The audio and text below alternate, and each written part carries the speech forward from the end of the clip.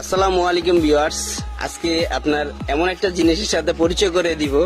আমি দেখছি অটোর লাইসেন্স আছে, সিএনজি লাইসেন্স আছে, প্রাইভেট কার লাইসেন্স আছে, বাইকের লাইসেন্স আছে, কিন্তু এই যে প্রথম এই ফার্স্ট আমি দেখলাম যে ঢাকা মেট্রো ল 1249/56 এই হচ্ছে এই সাইকেলের হচ্ছে আপনার, এটা হচ্ছে কি লাইসেন্স।